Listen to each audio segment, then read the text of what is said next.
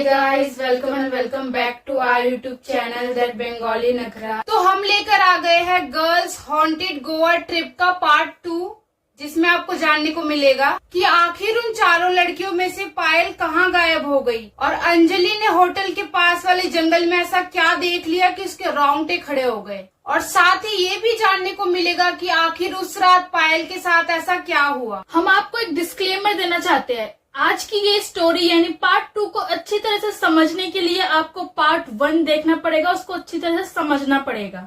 इस स्टोरी का पार्ट 1 बहुत ज्यादा इंटरेस्टिंग और धमाकेदार है। हमने ऑलरेडी पार्ट 1 अपलोड कर दिया है, तो इस वीडियो को कंटिन्यू करने से पहले पार्ट 1 देख के आओ। आप लोगों के लिए इतनी मेहनत से गर्मी में बैठ कर वीडियो बनाते तो प्लीज चैनल को सब्सक्राइब करना बिल्कुल मत भूलना। सो विदाउट एनी डिले चलो वीडियो को स्टार्ट करते हैं। अंजलि खिड़की से बाहर उस जंगल में देखती है कि पायल उस जंगल के अंदर की ओर चलती जा रही है। रात के करीब 2-2:30 बजे पायल को ऐसे जंगल में देखकर अंजलि बहुत ज्यादा घबरा जाती है और सोचती है कि अभी थोड़ी देर पहले तो पायल रूम के अंदर थी, अभी अचानक से जंगल में कैसे पहुंच गई। अंजलि सोचती है कि आखिर इतनी आधी रात को पायल को उस जंगल में ऐसा क्या काम आता है जो वो हम में से किसी को भी कुछ भी बिना बताए उस जंगल में चली जाती है।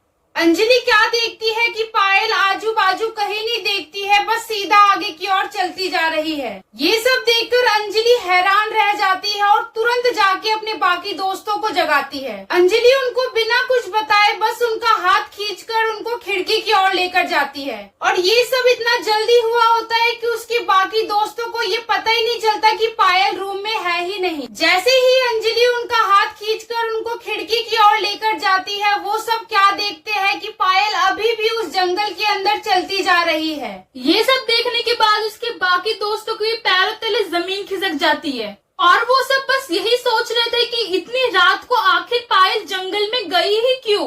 तभी प्रीति तुरंत अपना फोन लेती है और पायल को कॉल लगाती है, पर फोन की घंटी रूम के अंदर से ही आ रही थी। उन्होंने देखा कि पायल तो अपना फोन रूम में तकिया के नीचे ही छोड़ के चली गई है और पायल अब तो जंगल के इतने अंदर चली गई कि उनके दोस्तों को वो नजर तक नहीं आ रही थी। पायल के सारे दोस्त खिड़की पे खड़े ही थे कि तभी उनको वही जोर जोर से किसी के रोने की आवाज आ रही थी जो उन्हें पहले दिन भी सुनाई दी थी। और वो रोने की आवाज कितनी खतरनाक है यह तो हमने आपको बताया ही था।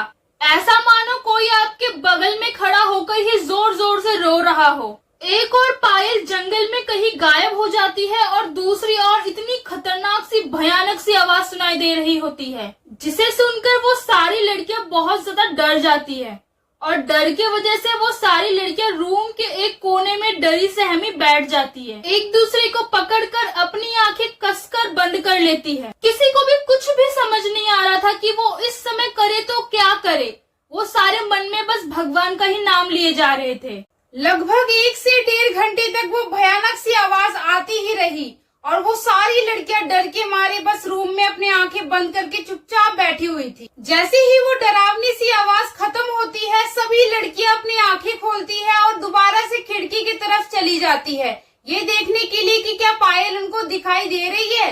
लेकिन अभी भी उनको पायल नजर नहीं आती है, तो सारी लड़कियां सोचती है कि हमें पायल को जंगल के आसपास ढूंढना चाहिए। और ये बोलते ही जैसे ही वो सब अपने रूम का गेट खोलते हैं, तो वो क्या देखते हैं कि पायल उनके सामने खड़ी है और उन सबको देखकर मुस्कुरा रही है। एक चीज वो सब क्या नोटिस करते हैं कि पायल के हाथ पैरों में और कपड़ों में मिट्टी लगी है। पायल को अपने सामने खड़ा देख वो सारे भावुक हो जाते हैं और तभी सोनाली फटाफट से पायल का हाथ खींचकर उसको रूम के अंदर करती है और अंदर से रूम का नॉट लगा देती है। सभी दोस्तों के मन में पायल को लेकर बहुत सारे सवाल चल रहे होते हैं। प्रीति पायल से पूछती है कि तू आधी रात को जंगल में क्या करने गई थी। प्रीति के सवाल का पायल कोई भी जवाब नहीं देती है, तो प्रीति फिर से उससे यही सवाल पूछती है। तो पायल अजीब सी मुस्कुराहट के साथ प्रीति को बोलती है कि मैं तो जंगल गई ही नहीं थी, मैं तो यहीं पर थी। प्रीति दोबारा पूछती है कि यहाँ कहाँ थी, तो पायल कहती है कि मुझे नींद नहीं आ रही थी, इसलिए मैं होटल के गार्डन में चली गई थी। तभी अंजलि पायल से कहती है कि नहीं, तू झूठ बोल रही है, मैंने तुझे होटल के पास वाले जंगल में देखा था आधी रात को और तू जंगल की तरफ चलती जा रही थी। अंजलि कहती है कि मैंने तुम लोगों को भी दिखाया था ना, तुम लोगों ने भी देखा था ना कि वो पायल ही थी। तो पायल कहती है लोग को शायद गलतफहमी हुई होगी। उसके सारे दोस्त कहते हैं कि नहीं, हमें गलतफहमी नहीं हुई है, वो तू ही थी जो आधी रात में जंगल में घूम रही थी। तभी सोनाली पायल से पूछती है कि अच्छा फिर तेरे कपड़ों और हाथों में ये मिट्टी कहाँ से आई? तो पायल कहती है कि नींद न आने के कारण मैं गार्डन में वॉकिंग कर रही थी और वॉकिंग करते समय मैं फिसल गई, जिस वजह से मेरे कपड़ों में और हाथों में मिट्टी लग गई। अगर तुम लोगों को विश्वास नहीं है तो रिसेप्शन में जाके पूछ लो। तभी फिर प्रीति पायल से बोलती है कि अच्छा जब तू गार्डन में जा रही थी तूने हमको क्यों नहीं बताया? तो पायल कहती है कि मैं तुम में से किसी को भी डिस्टर्ब नहीं करना चाहती थी। तभी सोनाली पायल से पूछती है क्या तुझे पता है लगभग 1.5 घंटे तक किसी के वैसे ही जोर जोर से रोने की आवाज आ रही थी, क्या तूने भी वो आवाज सुनी? तो पायल मुस्कुराकर बोलती है हाँ मुझे भी वो आवाज सुनाई दी। तो डर के मारे मैं भी फटाफट से होटल के अंदर आ गई और मैं रिसेप्शन के बगल में ही बैठ गई। तो मैंने उनसे पूछा ये किसकी जोर जोर से रोने की आवाज है जो हर रोज सुनाई देती है? तो उन्होंने मुझसे कहा कि डरने की कोई बात नहीं है, ये आवाज होटल के पास वाले जंगल से आती है, ये आवाज जंगली जानवर के रोने की है, इसलिए तुम लोगों को भी डरने की कोई जरूरत नहीं है। ये कहने के बाद पायल उनसे कहती है कि चलो मुझे नींद आ रही है, अब हम सो जाते हैं। अगले दिन सुबह हो जाती है और ये उनका गोवा में आखिरी दिन होता है। वो सब दोस्त सोचते हैं कि आज ये हमारा आखिरी दिन है गोवा में, तो हम बहुत ज्यादा एंजॉय करेंगे, जो भी थोड़ा बहुत जगह घूमने के लिए बाकी है वो सब भी एक्सप्लोर कर लेंगे। तो सुबह सुबह वो लोग जल्दी जल्दी उठ जाते हैं और तैयार होके बाहर निकल जाते हैं होटल के, और पूरा दिन गोवा एक्सप्लोर करते हैं, खाते पीते हैं, मौज मस्ती करते हैं। पायल के दोस्त क्या नोटिस करते हैं कि जितना खुश वो गोवा ट्रिप के पहले दिनों में थी, उससे कई ज्यादा खुश वो आज के इस लास्ट दिन में है। उसके लिए गोवा की हर एक छोटी चीज नई हो, जैसे वो गोवा की हर एक छोटी चीज को ऐसे आंखें भर भर कर देख रही थी जैसे मानो उसने कभी देखा ही ना हो। ऐसा लग रहा था जैसे इससे पहले के 3 दिनों में उसने कुछ देखा ही नहीं। पायल की दोस्तों ने सोचा कि शायद ये हमारा गोवा में लास्ट दिन है, इसलिए वो हर एक चीजों को अच्छे से देख रही है, अच्छे से महसूस कर रही है। पूरा दिन एंजॉय करने के बाद वो सब रात को करीब 10-11 बजे तक वापस होटल आ जाते हैं और वो सब फटाफट से सो जाते हैं क्योंकि कल उनकी दिल्ली वापस आने की टिकट थी। आधी रात को उन सभी लड़कियों को फिर से वही रोने की आवाज सुनाई देती है और उन सब की नींद खुल जाती है। वो लोग पायल को रूम में भी ढूंढते हैं पर पायल रूम में भी नहीं होती है। तो वो लोग खिड़की से बाहर पायल को देखते हैं पर उन्हें पायल वहाँ भी नहीं दिखती है। तो वो लोग सोचते हैं कि कहीं कल रात की तरह ही पायल फिर से गार्डन में तो नहीं चली गई है। तो वो लोग सोचते हैं कि चलो हम भी गार्डन में टहल के आते हैं।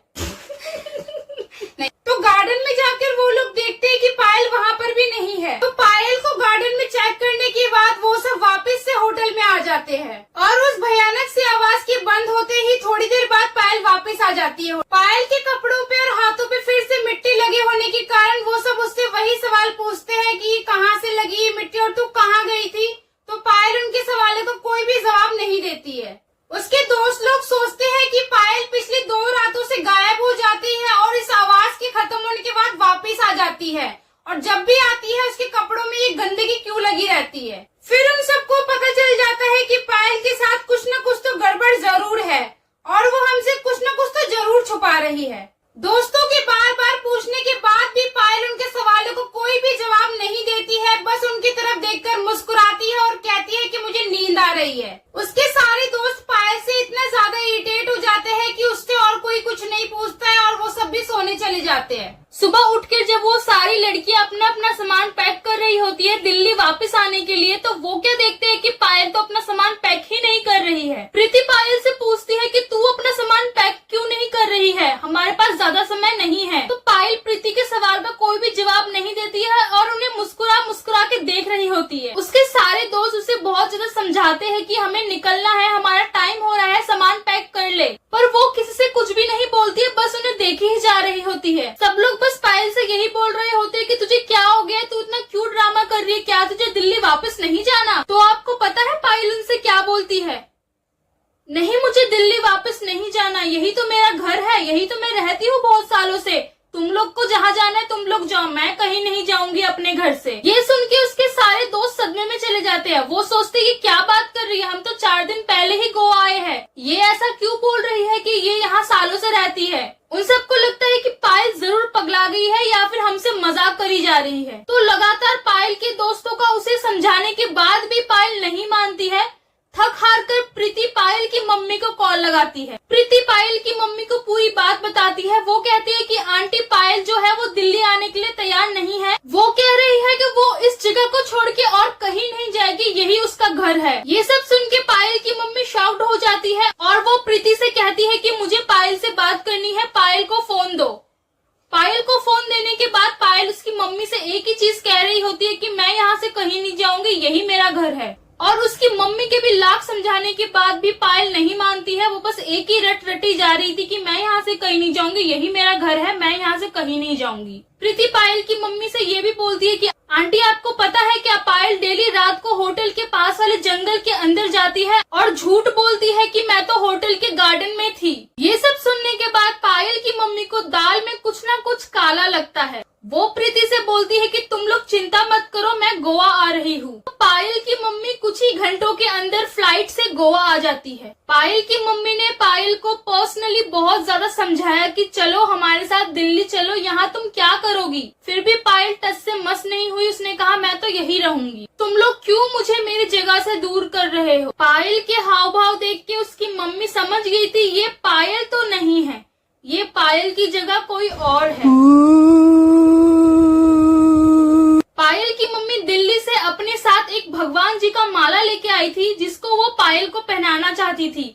माला देख के पायल दूर भाग गई और उस माले को देख देख कर घबराने लगी। पायल की मम्मी की जबरदस्ती करने के बाद भी वो इस माले के पास तक नहीं आई। ये सब देख के पायल की मम्मी का शक बिल्कुल यकीन में बदल चुका था। उन्होंने सोचा कि वो पास के किसी चर्च में पायल को लेके जाएंगी और उन्हें चर्च में दिखवाएंगी। जैसे ही पायल की मम्मी ने कहा कि चलो हम लोग कहीं गोवा में घूमने चलते हैं, उसे सुनकर पायल तो जैसे इतना खुश हो गई जितना कि खुश वो कभी भी नहीं थी। वो कहने लगी हाँ हाँ चलो, मुझे तो घूमना बहुत ज्यादा पसंद है। चर्च के सामने आते ही पायल की मम्मी और पायल के दोस्त उसे जैसे तैसे हाथ पकड़कर चर्च के अंदर ले जाते हैं। पायल बहुत ज्यादा कोशिश करती है कि वो चर्च के अंदर ना जाए, पर उसकी मम्मी ने उसे कस के खींचकर चर्च के अंदर लेके गई। चर्च के अंदर जाते ही पायल बहुत ज्यादा डरने लगी और बिल्कुल कपकपाने लगी। जैसे तैसे पायल की मम्मी कई घंटों तक वहाँ चर्च के अंदर रह के पायल का इलाज कराती है। जैसे ही पायल की मम्मी को पता चला कि पायल के साथ क्या हुआ है, पायल की मम्मी को जैसे पैरों तले जमीन ही खिसक गई। लगभग कई घंटे इलाज कराने के बाद पायल और उसकी मम्मी चर्च से बाहर आ जाते हैं।